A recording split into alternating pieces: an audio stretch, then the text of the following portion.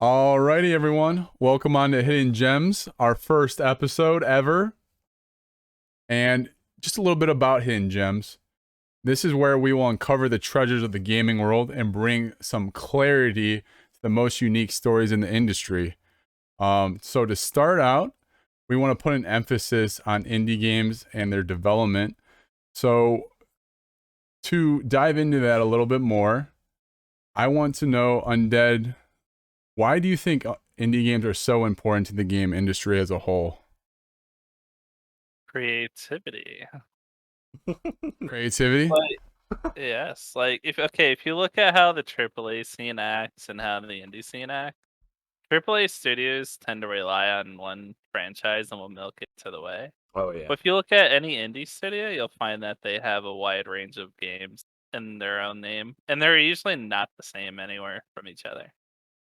Yeah, I definitely agree with that. I mean, like, I'm getting sick of the AAA franchises we see over and over again, most notably Call of Duty, because I'm pretty sure we've all been sick of just hearing the next title of Call of Duty. And I've Yeah. been dabbling more in indie games, like more so in like the past 2 years than I ever have before. So do you think, like, what is causing the lack of creativity? Is it just like these big studios just trying to pump out games and all the different time restraints and restrictions and different things that they have to meet, like quotas and whatnot, that's really kind of downplaying the creativity? Or what is it in particular, if you had to identify something? Well, I will say it would be time restraint because you got to remember too that AAA games have usually only been given the same amount of time to make a game since so long, and that's usually what, 3 years? Maybe they'll get lucky and have Anthem for 7 years, and that led to nothing. Yeah. But and that's the thing too. Indie devs, if they got the money, they'll try to develop for as long as they want if they choose to. The AAA scene, they have hundreds of millions of dollars and billions, but still choose to rush their games, cut deadlines, like Cyberpunk 2077. We all know that game could have waited. Even the developers wanted to wait on that game, but weren't allowed to. Yeah. Do we think Microsoft is taking a step forward and trying to break that chain? Like when they're saying that they're not going to have Call of Duty cycle every year, and they're delaying a lot of their games now to try to put out more quality games, even though we have Halo, and Halo is Halo. We've talked about this. We've talked about this plenty on the When Worlds Collide podcast as well. But do you think Microsoft's taking a step in the right direction, or do you think no? Where do you stand on that? Oh. I think they are because they're trying. I think they're also trying to break the cycle of forcing themselves to release games every year, which then ruins the quality of those games.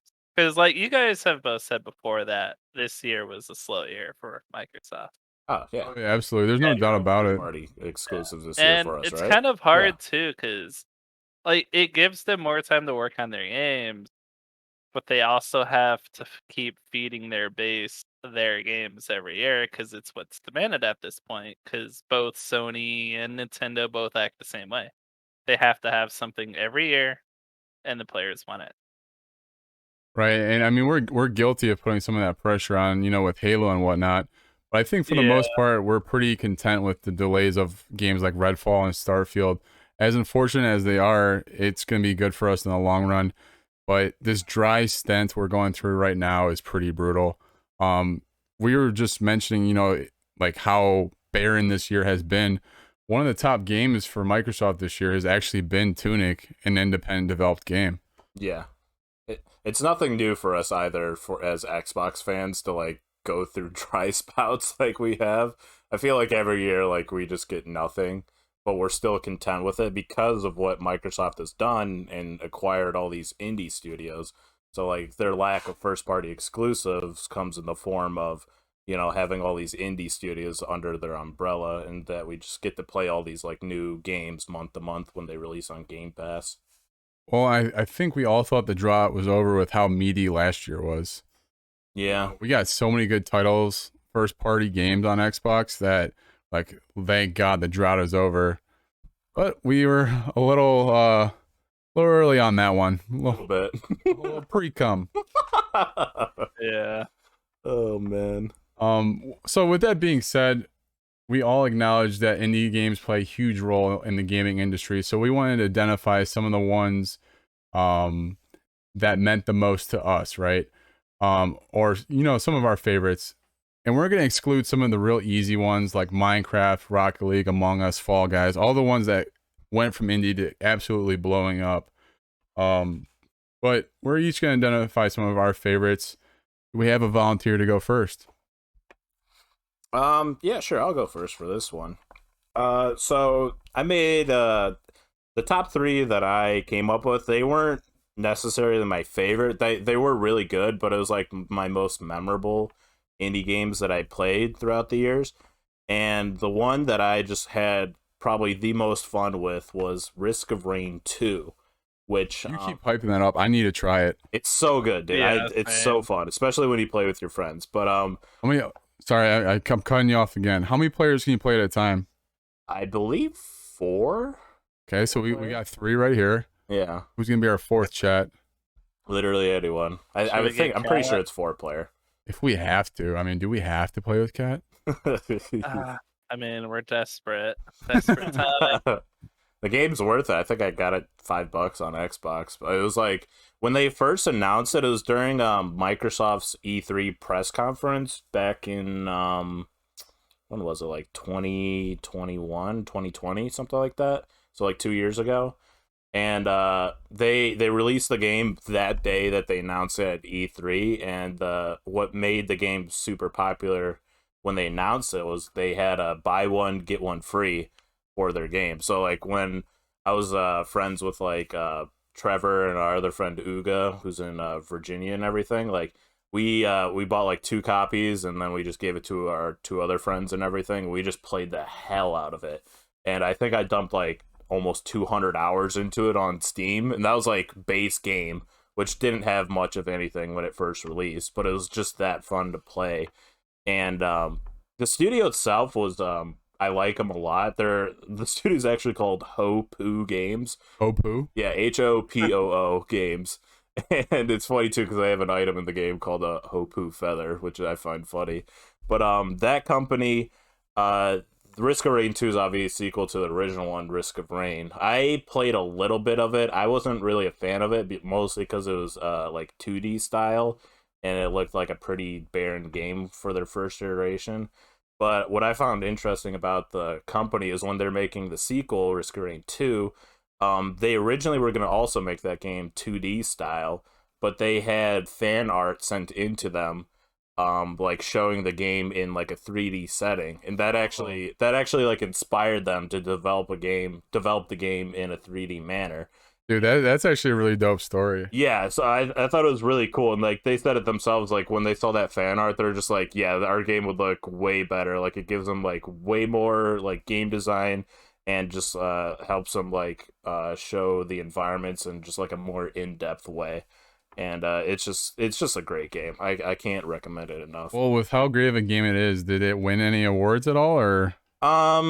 I think it got like nominated for like Indie Game of the Year back in 2021. Yeah. I'm not sure. I don't think it won. I'm pretty sure some other game won, but it definitely got nominated for a few games. And also, it's like IGN gave it like an 8.5. It's setting at like an 81, 82 on Metacritic too. So it's a really good game. You get a lot for your money for it too, and it's gonna be on sale a lot for how old it is now. Oh yeah, Undead. Did you want to cover one of yours? We can just kind of bop around between the 3 of us. Okay. Wasteland 3. Ooh. Okay. So before NXL got bought by Microsoft, they were working on a project called Wasteland 3. Mm-hmm. And the Wasteland series is actually what created the Fallout series. Oh wow. Yeah, I didn't know that either. Yeah, Wasteland 1 was made before Fallout, but they're both pretty much made by the same people. Gotcha. So Okay. So when Wasteland 3 was in development, they actually had their own crowdfunding website and actually managed to complete it in less than 24 hours. Wow. And yeah. But sadly, they got bought out at the end of Wasteland 3's development by Microsoft. So I guess it would still be considered indie since it was pretty much already done when they got bought out. But the good news is though, since the creator of Wasteland 3 for inXile Studio is the original Fallout developer, he now also works for Microsoft. Oh, there we go. So is there any Which- word on what he's working on now then? No, but we do know that Microsoft had what is called the Vault, and it's supposed to have Obsidian, Bethesda, and inXile devs for the next Fallout game. Oh my god. So you're hoping that these guys are working on New Vegas then? I know I've seen you mention that a few times within the Discord. Really hope, and I'm hoping for a New Vegas. What if you just get a Fallout 76 DLC? What's your reaction? Probably not touch that series again. But on the bright side, if we get failed upon, for Fallout 4, there is a modding community who is actually making Fallout New Vegas in the Fallout 4 engine using all new assets. Wow. Oh, well, that's dope. So good times are to come. Yeah, we hope so. I mean, Bethesda for me, I'm still iffy on. I love their franchises, but seeing Fallout in their engine just pains my heart with how outdated and clunky and just glitchy that engine is. Yeah, Oh god. that's why I was kind of glad for the purchase of Bethesda. Yeah. Because under the previous direction of ZeniMax for Bethesda, it was clear that they weren't going down any actual useful path. Like we've seen how it was. Elder Scrolls was how many years away, and like we know that shit wasn't coming out before they got bought out. Oh yeah. We all know it's never coming. It probably won't come out for another 2, 3, even 4 years from now. Oh, probably. I mean, 2 years for another announcement is my guess, and maybe another 3 for its release. Yeah, they've only had like 12 years to come out with their next iteration of Skyrim, right? Because didn't It's true. came out in 2011, right? I'm pretty sure. Yeah, but we got to remember too. It's just Bethesda was trying to make the Fallout universe and the Elder Scrolls universe, and then they got to manage with Elder Scrolls Online. And then their phone games, Fallout Shelter, and Fallout Shelter actually was pretty fun on the phone. I'm not gonna I lie. liked it. Yeah, I love Fallout Shelter. And then they came out with like a Skyrim phone game too, or an Elder Scrolls phone game. I forget what it was called. What? Yeah, I it's. didn't know that either. I played a lot of it, and it's definitely a grindy game if you're a free to play user. Wait, is it a card game? No, it's literally like you just like run through a dungeon, and you just have like a typical sword and shield, and like you can use magic, and you just like kill enemies, and you run through a dungeon, What? and then you can I have like never upgrade your heard- village and stuff like that. Never heard that either. I think that's like the 5th time I've already said this podcast that I didn't know what the fuck you guys were talking about. We're 13 minutes in. I'm learning a lot already as is. There's a lot. Yeah, of games I've that never these- heard of this. Did it Mhm. actually do well? Because I feel like something like that would have been cool though. It was like well received at the start. I mean, but like a phone game's a phone game, so like not everyone was happy about it. And Yeah. once you actually put time and effort into the game, that's when you start realizing how you have to like use microtransactions to like progress through the game, or you're just like waiting days and weeks on end just to like do one thing in the game, or like upgrade your one building in the town like over a week span and stuff like that. Like think of like Clash of Clans, but like first person. Yes. Gotcha. I'm remembering back now in Fallout Shelter where I got everyone pregnant, and then I just had to fucking wait all day just for babies. Yeah, I did that too. I had the same 2 people in a room together, just pumping out babies the whole time. Another one. Fallout And then my red the levels baby kept going factory. Yeah. up. It's basically just a sweatshop in that game. Yeah, right. A bunker. I kept getting radiated levels going up, and then all the rats kept invading my shelter, and everyone kept dying. I kept breeding, so all my people had eventually starved to death. Yeah, dude, that game was brutal. It was hard. Yeah. Alrighty, well, I'm gonna hop into my first game here, and Fish, I'm actually gonna need you to lean to your right a little bit. Need my right. Yeah, lean to your right How much more? a little bit more. You're both looking Lift your left arm up. Straight there. Oh, that's your okay. There we go. Where are you going with this? Right there on the wall. That is my choice right there, folks. Cuphead. Cuphead is definitely one of my favorite independent video games by the studio MDHR that was actually founded by two brothers, Chad and Jared. I'm not going to even attempt to say their last name. But if you're not familiar with Cuphead, 1930s based, kind of like cartoon, side scroller, as well as just like hard as fuck boss fights. Yeah. Oh yeah. Really hard. I remember purchasing this game for the first time, right? It was $20, you know, easy. Like the art design itself and the music alone sold me. Yeah. And I thought I was getting into like a kid's game. Mm-hmm. How wrong could I be? Everyone was wrong. This was one of the hardest games that I've ever played, but at the same time, like the frustration building up, and then once you beat the level was so rewarding. I think kind of a similar vibe to, you know, like a Dark Souls or an Elden Ring, where the game's just gonna beat you down, but it makes it that much more rewarding when you actually conquer it, right? Mm-hmm. So if you haven't played this, highly suggest it, but you're gonna have to definitely work your way through some frustrations to get that reward. Pants on for it. Yeah, and if you don't want to put your gamer pants on, this game was actually so successful that it now has its own Netflix TV show. Also highly suggest it. The very short episodes, about 10 minutes in length for each one, but the commentary transfers from the game into the Netflix TV show seamlessly. Yeah. So highly suggest that. And like I said, only 20 bones if you want to give the game a go.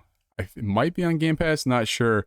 Either way, it's a good time to get into it because we do have new DLC dropping at the end of the month, June 30th, for Cuphead that I've been long awaiting. This is going to give me a reason to finish the game this month. I have 2 levels left. I gotta do the Dice King, and then the Devil. Yeah, arguably, literally the 2 hardest bosses in the game. Yeah, so whenever I'm like really feeling down and want to beat the crap out of myself, maybe I'll load up Cuphead. Yeah, there you go. One funny story I loved hearing from Cuphead when it released was so many people are asking for refunds for that game, especially parents, because they bought the game for their kids, thinking it was like a, you know, like happy-go-lucky, just like fun game to play, and then their kids were just like crying and raging at it with how hard it was. So like these parents just that was demanding a refund from this game and like threatening to sue for like saying like false advertising basically. So that was like one of the funniest stories I heard from that game, just like how hard it was. I remember playing the first level and Walker and I were playing the co-op because it does have a co-op. Yeah. I don't suggest playing the co-op. It is so hard. It is. It's easier to play by yourself. But it took us 20 minutes to get past the first level. Yeah. So what is going on here? I need to try it. Yeah, it's so good, Undead. I love it. You like don't expect it to be hard because just like the art styles, like 30s cartoon. Yeah, like literally 1930s art style, and it just like it throws you off completely. And it's just like you don't know when you're gonna beat the boss because there's no health bar. You just have to keep hitting it till it eventually dies, and you only have like 3 hit points. You can only get hit 3 times before you have to like restart the level and everything. So it's such a brutal game, but it's just so fun to play. Yeah, and if people are looking to try it, it is available on Xbox as well as PC. But is it on Game Pass? Actually, it might be on Game Pass. I'm not 100%, but it might be. I'm not sure if it is or not. I feel like I would have seen it on Game Pass by now, but I bought it when it first came out. But all right, Fish, let's hop on to your second game. Yes. Risk of Rain 2 for your first. Where are you going for your second? So the second one, speaking of Dark Souls style game, is a game called Ashen. And this game was so damn fun. I just like randomly downloaded it one day and I just played the hell out of it, and I eventually beat it. But I was not expecting it to be this hard. It was made by A44 Games, which is like a studio started recently, like back in 2013. They announced their game also at Microsoft's E3 event back in 2016, and this was like under when Microsoft started like their new program called the Independent Developer Games, like ID at Xbox and everything. Yeah. So they're under the guise of that when they first announced it during the press conference. And dude, this game was released in like the end of 2018, like December 2018. and it's just so fun. Like, it's got ridiculously high ratings. It's definitely a Dark Souls like game. It will definitely beat you to high hell. I got a funny story about this game actually. I think I know what you're talking I about. was really vibing with it, and Brink was like, "Hey man, let's do like a duos run." I was like, "All right, let's do it." Mm-hmm. We played it for like an hour, got to the first boss, and we probably lost the first boss like 3 or 4 times. And Jim's like, "Yeah, I'm done." I'm like, "What do you mean you're done?" Yeah. We were playing like we were gonna beat this game together. He goes, "No, it's not for me. I'm done."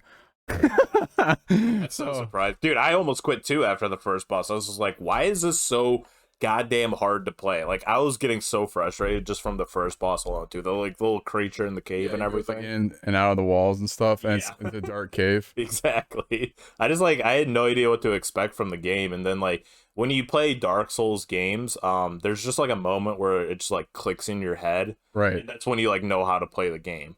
So after I beat that first boss, that's like when it clicked for me, and I was just like, oh hell yeah, I love this game now.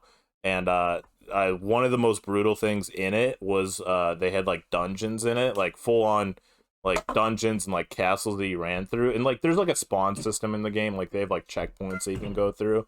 But when you get to these dungeons, the checkpoint is at the beginning and at the end of it, no in between. Yeah. And these dungeons would take you anywhere from like an hour to 2 hours to get through it. Oh really? Yeah. So when you died, man. you got sent straight back to the beginning, and you had to refight through all those enemies. And most of the time, you couldn't just like run through the mobs to get through like the next area.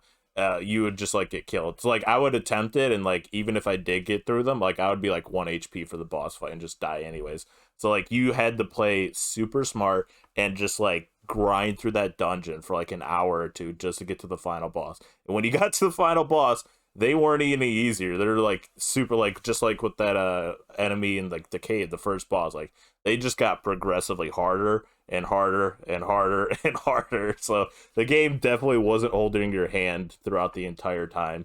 And it's just so fun. I'm so glad I just like randomly downloaded one day and started playing it. Oh yeah, and then who makes that game?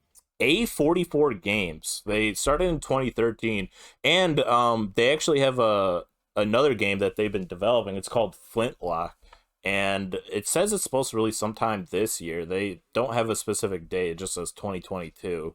But I rewatched a trailer for it because what they showed their trailer, I think like a year or two ago during E3, and it actually looks really good. So I'm excited to see when that comes out if it doesn't get delayed this year. Right. Well, I mean, maybe that's one of the games that gets shown at the Xbox Bethesda game or showcase coming up, right? Ooh, potentially, I yeah. can't wait. Xbox does have a pretty good track record of showing a wide variety of indie games at their shows. Yeah, so. they have like a whole section dedicated. Right. It's like literally like 15, 20 minutes of just like indie game after indie game showing up. Yeah, so maybe we'll see something there. But I hope so, yeah. I'm gonna bob back to you, Undead. Where do you want to go with your second favorite indie game that you played? Fish is actually familiar with this one, of this war of mine. Oh yeah. I'm not gonna say it. I'm not gonna say it, but tell me about it. What are your thoughts So on it? this war of mine is actually based on a real war, and you actually play as civilians who are trapped in a city that's being sieged upon. So basically, you just have to like build your shelter and survive with like other people too. But you have to worry about morale and stuff because Oh yeah. say if you go and kill an old couple, your guy suffers depression and will lash out at people. Yep. I did Or- that too. Is this on Or if PC or where's this at? It's on Game Pass. So Oh, it's on Game Yeah. Pass? yeah, I bought it Oh. at launch though, like a while ago, and I put like 100 hours into the first week. Good God. And that's literally how long it felt like it took me to beat it. Cause like if your person gets too sick, they can't move or get up anywhere. Yeah, it's So like a my- brutal survivor game too. It's like side scroller it too, like is. 2D style. Oh, In a okay. sense. Yeah, and it's really good for it too. I actually like the way they went with that. Yeah, I love the art direction of it. It looks really cool. And like the dialogue and just like the stories that you can like pick up from like listening to like other people talk, and like the notes that you pick up from like buildings and stuff. It's just like so good. I don't know if I misread this somewhere or if I did forget it, but I think like all the characters were like based off of stories from Really? that war because it's based on the Bosnian War. Oh, okay. So I think the characters may or may not be representations of those stories. That's pretty crazy though, because they actually keep the game up to date too. Like even to this day, it gets random updates. They have a DLC where they introduce children. Oh, So God. you would have to like take care of children while doing this. So it just makes Imagine a game that gets regular updates. Yeah, right. Wouldn't know it. man. But they're also very charitable too. Like they have a DLC for the War Child charity where like 100% of the proceeds just go to it. Oh, And then okay. when the Ukrainian war started, they actually donated like 100% of their like proceeds for like an entire month to it. Oh wow, man, that's awesome. Yeah, to a variety of organizations too. Yeah, I don't know how you beat that game because I sunk maybe like 10, 20 hours into it, and I couldn't get past like a week in that game. Oh, that game. That's why I said too. It took me a long time just to win it once, and after I beat it once, I started like beating it over and over on the other survivors you get. Mm-hmm. But it just gets harder and harder because like yeah, you'll get that's like what I'm saying. old people who can't really do much. Children.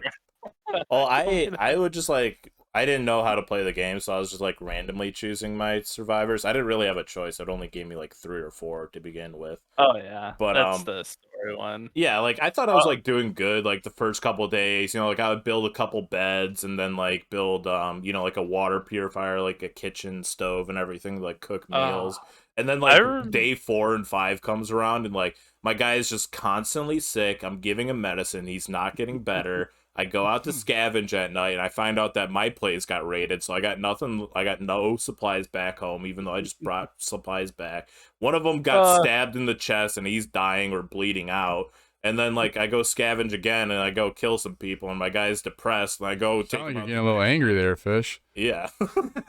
I don't know how you beat it. It's so hard. It's actually so hard to beat. It's just like if you use the same guy and you start killing people, he eventually becomes depressed and then he becomes broken and then he just doesn't do anything while in the shelter. On the floor. Yeah, he just sits on the floor moping around, like saying all the people he's killed and everything.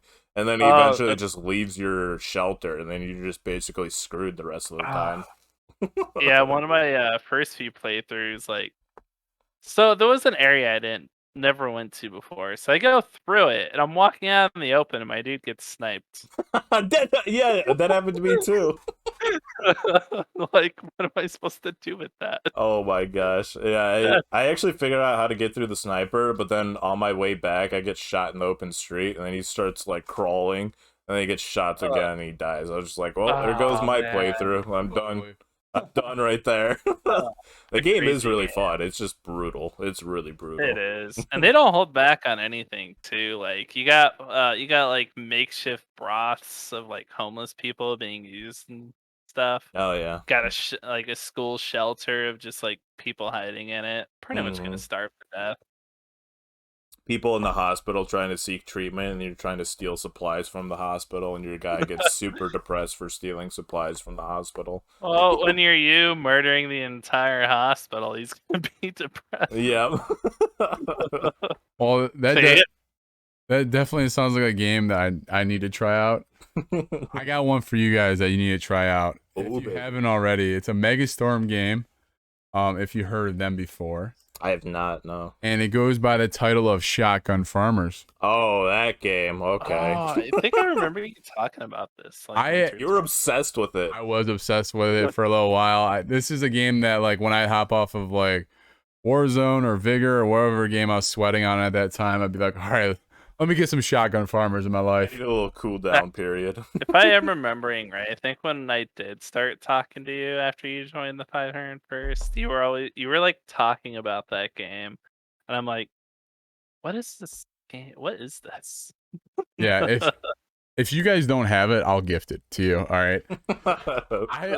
I want us to go and just like squad wipe people on Shotgun Farmers. Just pub stomp everyone. Yeah, no skill based matchmaking. Whoever comes in our way is just gonna get annihilated. All right. Don't have to go into Onyx lobbies, all right? Oh my god. Well, That's so we refreshing. should remember there really is no skill-based matchmaking if we're going for Halo. Very true. Fair enough. But yeah, a little bit of Shotgun Farmers. It sounds pretty much, the name kind of implies like what the game is, right? Yeah. So crops are sprouting up all around the farm, and each one is a weapon. Mm-hmm. The What? corn is a shotgun. The hay is an AK-47. The peas are a revolver. The carrot is a rocket launcher. Tomatoes are a grenade launcher.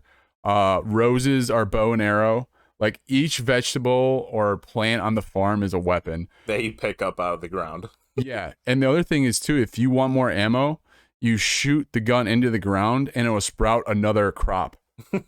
So you have to wait for ammo. Like you shoot it in the ground, plant the crop, and then you can like harvest ammo. Mm-hmm. Yeah. So what do you do with the eggplant? The eggplant? I don't know if there is an eggplant actually. I'm trying to think. I'm not sure. What if you're there is an going for, Undead. Not gonna fall for it. yeah, I was about to walk right into it. Damn it. Damn it, Undead. But this is definitely a game that is like just genuine good fun, right? It's a first-person shooter, which is right up my alley, and yeah, like I said, I will gift this game to whoever wants to play it with me. I know Matt's got it, Brian's got it because he game shares with me, so we should get a squad on Shotgun Farmers, and get this going. I actually follow the artist, programmer, and designer. I'm gonna butcher the hell out of his name, Wazi Kazi. Sounds like you butchered it. Oh, butchered, dude. Absolutely butchered it. But he like posts on Instagram all of his like different designs and stuff, and takes community input and has different console like exclusive skins. Yeah. Like seems like a really like dope, like in tune with this community kind of guy. Yeah, it's cool that you brought up the community thing, because I actually saw him develop the game on TikTok. He was making videos on TikTok like a year or two ago, and he was taking direct like feedback from people. Like he would develop like a gun, like the shotgun, like the corn shotgun and everything. Like he would tell people, is like, I'm thinking about doing this with the gun, like is there anything else I should change? And like he was like reading people's comments, and he's like, I really like that idea. So like he was like changing the game directly from the feedback he was getting from his TikTok. Pretty sure that's where the AK came from. Yeah. Is somebody was like, hey, let's make an AK in the game, and like maybe like we can make it like a haystack. He's like, all right, I'll work on it. And then, you know, I think that the Hay AK came out probably in the last 6 months. Like I said, I do still follow him on Instagram, and I keep tabs on the game even though I'm not actively playing it. Right, right. And it's really cool to see like how far it's come from when I first started playing it to now. They do like different holiday events and stuff. And additionally, it just makes me wonder if this guy can do this with a team of like, I don't know, like 20 people or whatever it is on this game, and we can't get like events like in AAA games. I'm just like, come on.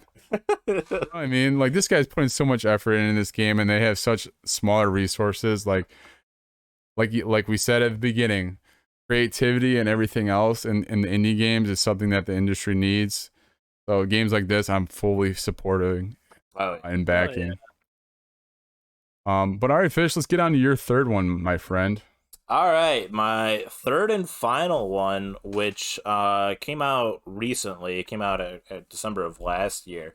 But this game, it took me by complete surprise with how good it was, especially with the cast that it has. But this game is called 12 Minutes, and it was made by one guy who eventually picked up like a few other, like a team of 5 people to like finish the development of the game and everything. But it was made by Luis Antonio, who's a former artist for Rockstar and Ubisoft, and he wanted to make the game later on, like after he left like Ubisoft and everything. But he was like basing his game off of like game loops and everything, which is pretty prevalent in 12 Minutes, because like the whole game is just like about trial and error and trying to like figure out the game and everything. But the good thing about, or like the great thing about that game was the cast, because it had 3 legendary actors in that game, like voice acting for it, which was James McAvee, Willem Dafoe, and Daisy Ridley. So all three of them were voice acting in this indie game, which I just was just like absolutely insane to think about. And it's so cool that they were able to get those guys to be in the game. Right, yeah, and I forget what studio published them. What was the We name could of it? chat. I literally looked it up earlier today, and I forgot what it was. But Yeah. the Oh, Annapurna yeah, Interactive. Annapurna Studios.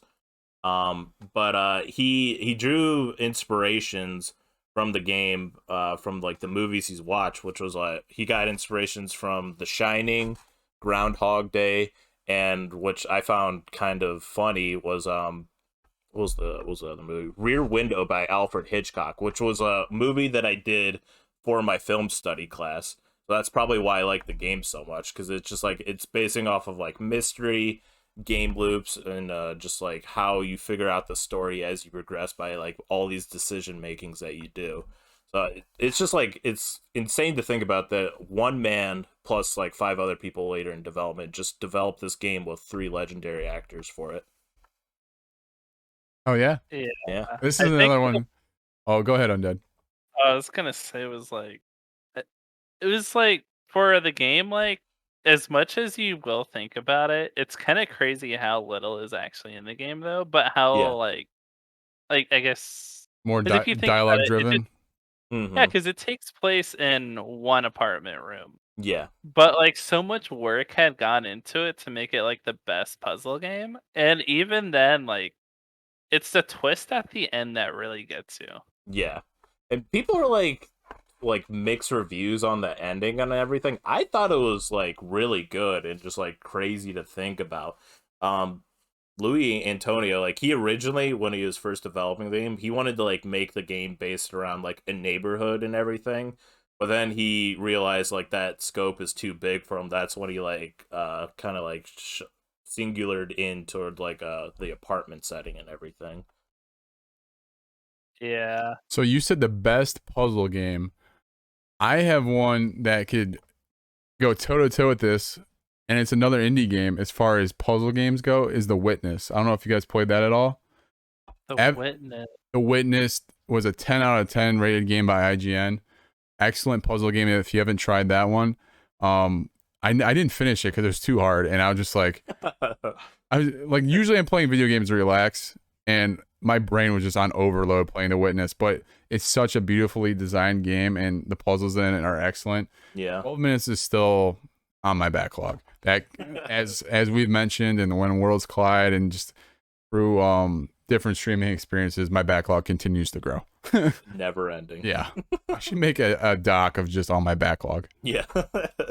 Yeah, but like in terms of like 12 minutes, like the gameplay is like really simple and everything, but it shines just with its dialogue between those 3 actors and just like how you figure out the story and just like it's all decision made. So like how like you can do one run and just like go through like the same decisions, but like that one different change they do just completely changes the outcome of how the story will play out, and then you just gotta like figure out from there how to like progress from that. That's why I love the game so much. It was just like so unexpectedly good.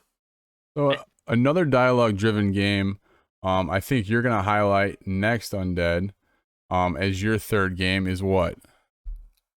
Telltale's The Walking Dead. Ooh, baby. I played episode 1, I loved it, but it wasn't enough for me to buy the next the next episodes. Does it get better? Yeah. Is the first episode the best one, or do they kind of? Well, as a huge fan of this series, I will say the first season is kind of the slowest for it all. But Oh, really? Okay. so once you get through that first season, everything just speeds up from there. You got more action, more drama. The stories are more expansive and emotional. And I like, yeah. I remember one scene in particular playing through episode 1 where there's somebody hiding behind a cop car and there's a zombie and you're trying to figure out what to do there.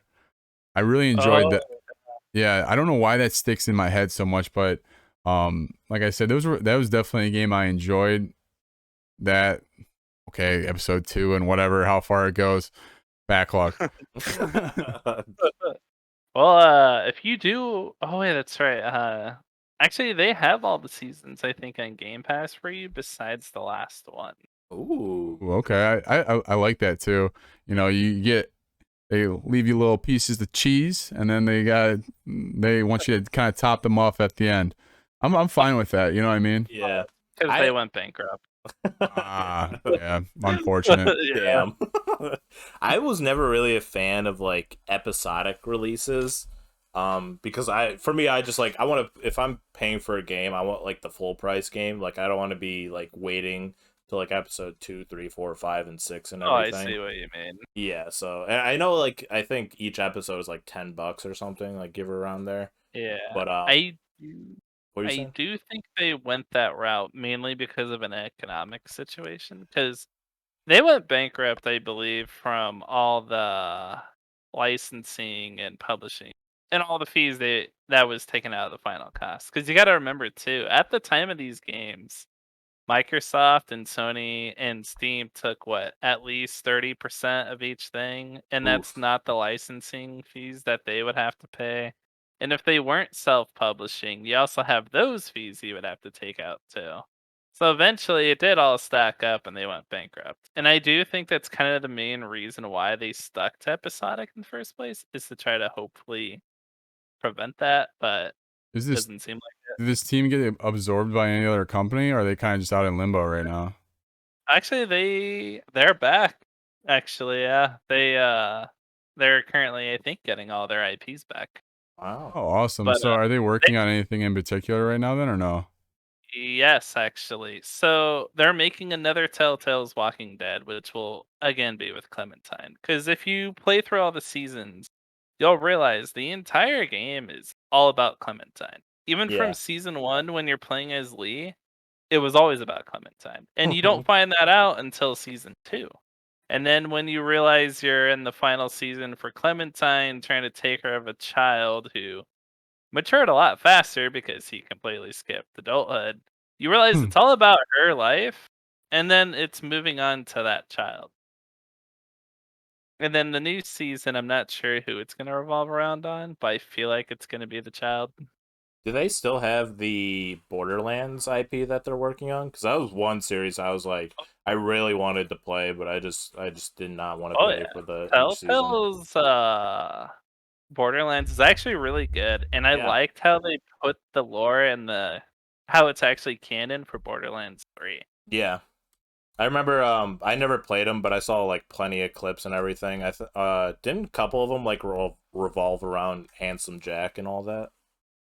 Yes. Yeah. So Handsome Jack was basically your partner and enemy at the same time for the Telltale series. And that's Yeah. actually what made it great, was you Mhm. actually see a whole new side of Handsome Jack. Yeah, he's like Like, one of the best like video game characters of all time. Like everyone, I never played Borderlands 2, but I really wish I did. But everyone just says like Handsome Jack is just like one of the best villains slash just like yeah, and characters. that's Better kind than of, Voss? well, Voss is it's kind definitely one of my favorite villains of all time. of, Boss Mm, is actually a pretty good villain too. I mean, I mean, there's a lot of good villains in games, but like he just like the characteristics that he had just made him so likable. Just he's just like a sarcastic asshole that just did whatever the hell he wanted in the game. That's why it's just so funny. You know, Yeah. you know what might be a good story for next month. We haven't gotten into our story for this week yet, but I do believe there's a pretty good hidden gem behind the story of Voss. Ooh, Maybe that's something we explore next month. Ooh. ooh, Yeah. And I would say though, like, I think if you can come up with the perfect villain, then you have a really good game. Because as much as it is, players want just great characters. And some of that stuff can, like, if you have a bad mechanic but a really good story, it kind of overlooks it. yeah. Absolutely. One of the games that I wanted to highlight next, you're not really sure what the villain is or what's trying to kill you. This is an End Night Games, founded by a former visual effects artist, and they have a small team that put out a stellar game. They're working on their sequel right now. The game I'm talking about is The Forest. Ooh, This game is awesome. I wish I had more people to play with it. At the time, it was just me and Lars bopping around in the forest. Had a great time with it. I know I've seen Death playing it. Might have to hop back on with Death and play it. But the Forest 2 sequel actually will be coming to console as well. So hopefully a wider player base that we can all play together. Did it get delayed till next year?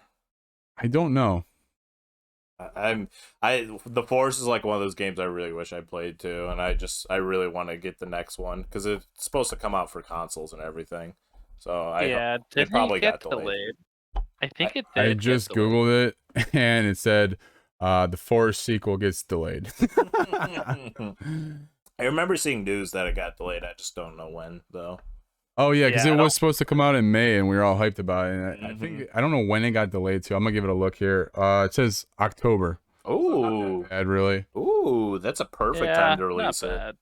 But I mean, it's gonna be a lot of fun though, because I'm hoping they're gonna expand on the building system and the the co-op system. I want to be a builder in our little Survivor tent.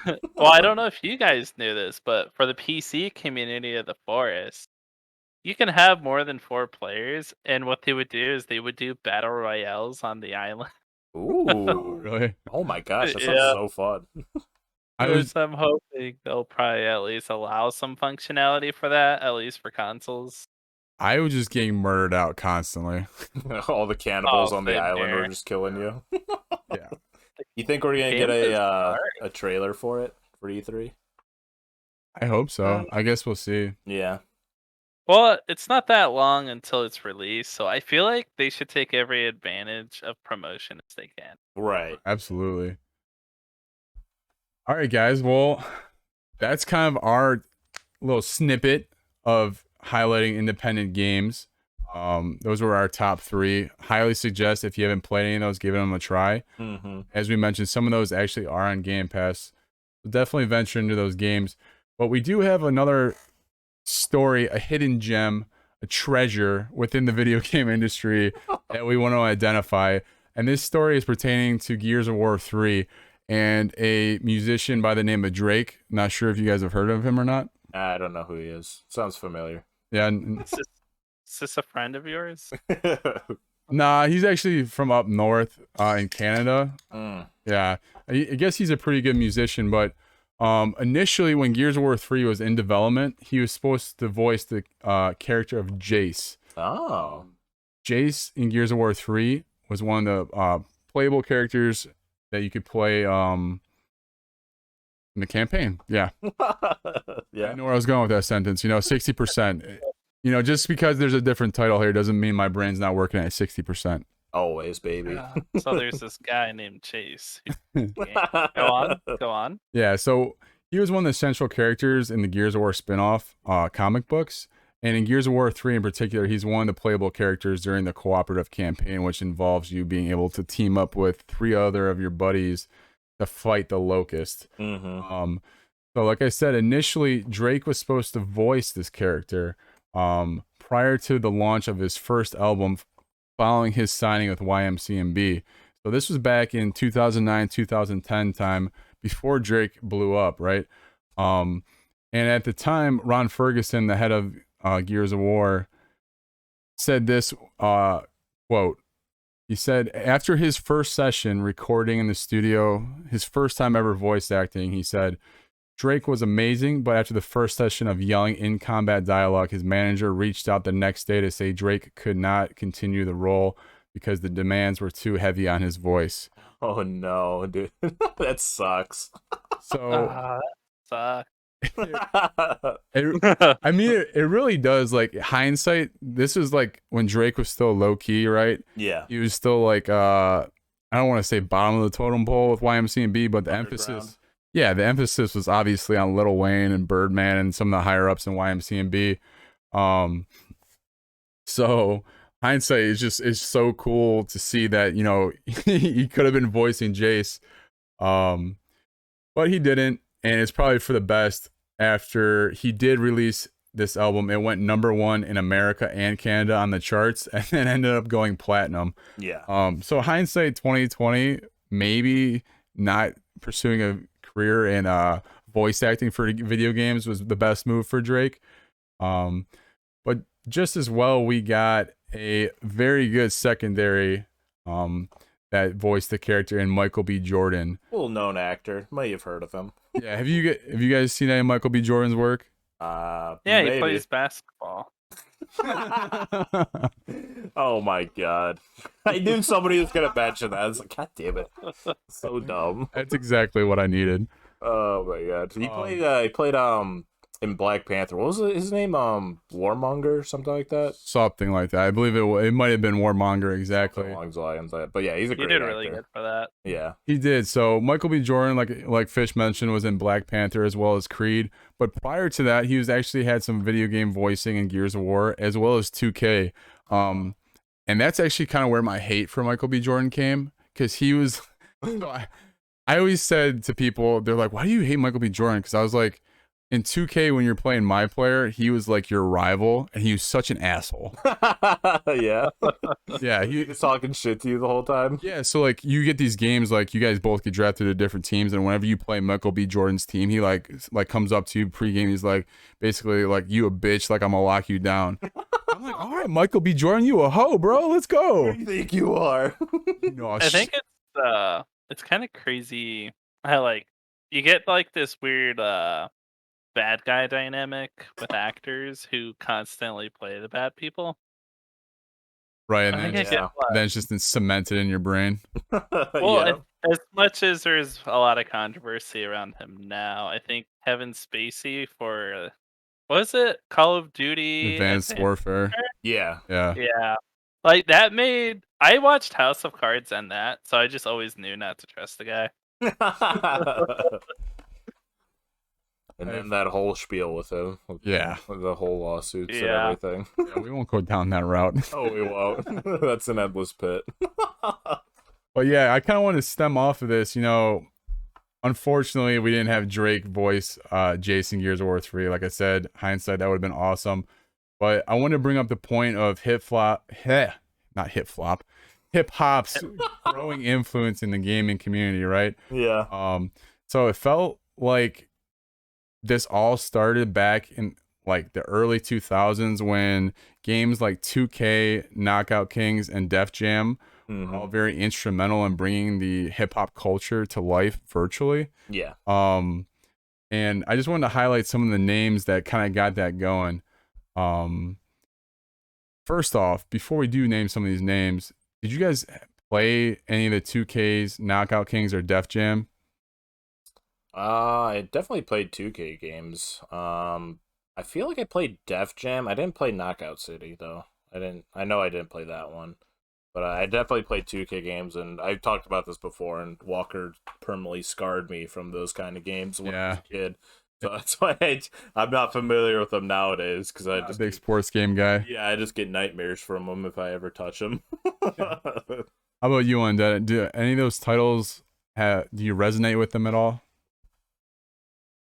What are sports? That's the question we should start with. So actually, 2K is the only sports game here. The other two are actually fighting games. Yeah. Yeah, I don't play any of them. Well, I will say this. I highly suggest anyone that hasn't played Def Jam, give it a go. That would be my recommendation out of the three here. Def Jam was basically like, so the one I can recall is like Def Jam New York, and it was basically you're just like fighting in the streets to rap music. It was awesome. It was awesome. The only one that comes to mind is this old show, Celebrity Deathmatch. Oh, so one of the guys on our list that I wanted to highlight, so we have a list of artists here, was actually in the Celebrity Deathmatch game. So I'm gonna run through this list here real quick. The guy that was actually featured in Celebrity Deathmatch was Busta Rhymes. As well as Celebrity Deathmatch, he was in 2 of the Def Jam games. Oh shit! Okay. So that was one of the rap artists that we wanted to highlight. That was part of the growth of hip hop in the gaming industry. Some of the other ones: Kanye West, Lil Jon, Dr. Dre, 50 Cent, Eminem, Redman, Nelly, and Snoop Dogg. Redman was also in the Def Jam games, as well as Snoop Dogg. I don't think anybody else on this list were in the Def Jam games, but some of the guys in particular that we wanted to highlight here, For me, I wanted to talk about 50 Cent because I actually played the 50 Cent games. I've always been a big 50 Cent fan. Yeah. Obviously, 50 Cent had his own games, Bulletproof and then Blood on the Sand. I played Blood on the Sand. I still have that disc somewhere. I might have to stream it. It's so dope, dude. How old were you when you got it? I wasn't allowed to play this when I was younger. Yeah, that's what I was asking. Yeah, so when I was in freshman in college, I was looking for something to play, and I used to always buy games used off of eBay. Yeah. And I found 50 Cent Blood on the Sand on there for like $10. I'm like, fuck yeah, let's do it. So basically, the U.S. government hires 50 Cent to go kill like all the Al Qaeda. So they hire 50 Cent. A game right Yeah, there. they hire 50 Cent as like a mercenary to like go take out the Taliban, dude. Oh my And god. The entire game, yeah, and the entire game, 50 Cent's "Get Rich or Die Trying" album is on repeat. Oh, there we So go. like as you're playing through the game, you just have 50 Cent's music playing in the background. And honestly, like if you're looking for like just like a dumb fun game, like this is it. This is it. I will say my one gripe was after the 20th time of listening to "Get Rich or Die Trying," I had to mute the music. Yeah. It just plays on repeat the entire game. It's like that song you just hear so many times on the radio, you get sick of it. You're like, all right, I'm done with it. Actually, it's pretty crazy if you think back on the variety of games we've had in the past, and then you kind of just look at how many games there really are for the AAA scene now, and Yeah. how most of them are just the same titles from like a decade ago, at Mhm. least. Right. I feel like you don't get like games like that anymore, you know? Yeah. You don't get variety anymore, is kind of how I see it. Like, Right. we Oh. still have Assassin's Creed going on since what? The 360, the very start of it? 2006, 2008. Origin. Yeah, I think they just added Assassin. Yeah, Assassin's Creed Origins though, they just get added on Game Pass today. Yeah, I downloaded that today. I saw that Yeah. as well. Mm-hmm.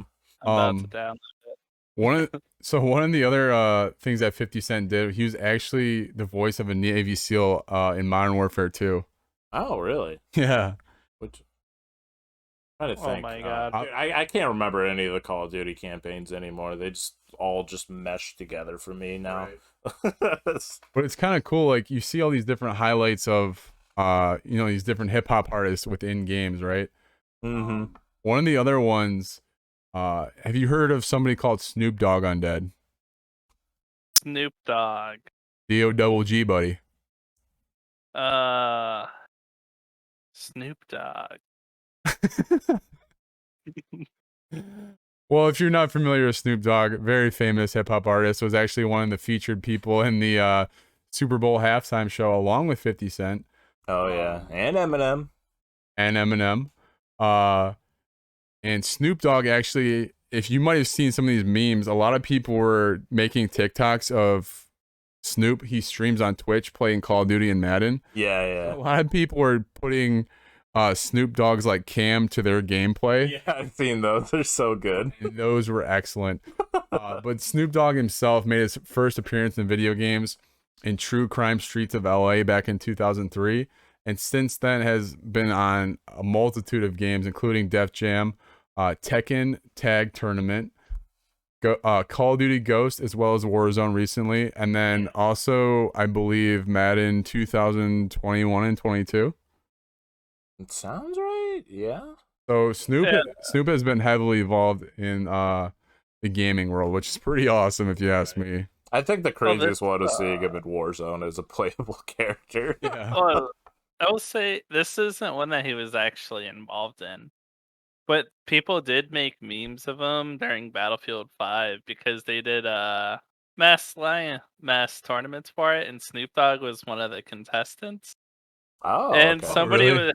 had posted a video of him being high and showing his KD being really bad for one. That's funny. So he was kind of known for that for a bit. Didn't he have I think when he was like first streaming on Twitch, he had like one of his first like Twitch streams. He had his entire stream just muted, and he had his stream muted for like 8 hours plus long. And like everyone in chat was telling him, but like he didn't read chat once that entire time. So he was just streaming games completely muted. You couldn't hear anything, but he still had like tens of thousands of people watching him that entire time. Oh my You know the other thing he did too? He was streaming Madden online once and rage quit and like left his computer on and left his stream going for hours. Yeah, he like came back the next day. He's like, "Am I still streaming? What the hell?" Yeah, I'm guilty of that as well, actually. Your boy, when I got a little sauced up one booze night and went out to the bar and just left his stream on, I got a text from like Tink, like it might have been Mama, it might have been you. Like there was like 4 or 5 people texting me, they're like, "Hey, dude, your stream's still on." Yeah, I think I texted you that night. And I was just like, "Well, fuck, I'm out at the bar right now. They're gonna have to deal with it." Enjoy my chair." Yeah, you got some pretty free views right there.